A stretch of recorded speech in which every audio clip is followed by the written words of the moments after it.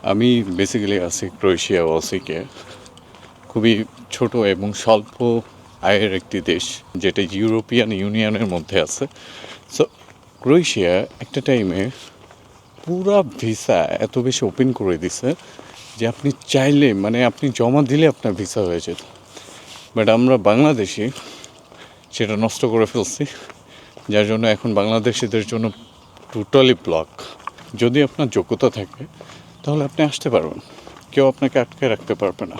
দেখেন, আমি middle class ফ্যামিলির একটা ছেলে, আমি নিজেও জানতাম না যে আমি এত তাড়াতাড়ি ইউরোপ আসবো। ইভেন আমি থিঙ্কিংই করি নাই কখনো যে আমি ইউরোপ আসবো। আমার বাইরে আসার চিন্তাই ছিল না ফার্স্ট অফ অল। সো আমি দুবাই গেছি, দুবাইতে ছিলাম 11 মাসের মতো। আমি রিয়েলাইজ করলাম যে আসলে এই দেশ আমার জন্য একদমই সুইটেবল না। সো আমি ট্রাই করলাম ইউরোপের জন্য। সো আমার একটা বড় ভাই আছে, উনি আমাকে ওয়ার্ক পারমিটের জন্য অনেক হেল্প করছে। ঠিক আছে, কোনো একটা সময় ভাইকে আপনাদের সঙ্গে পরিচয় করাই দেবো ইনশাল্লাহ। সো ভাই আমাকে অনেক হেল্প করছে ওয়ার্ক পারমিটের জন্য। সো আলহামদুলিল্লাহ, ওয়ার্ক পারমিট পাওয়ার 15 দিনের মাথায় আমি ভিসা পেয়ে যাই দুবাই থেকে। So it's call lakh.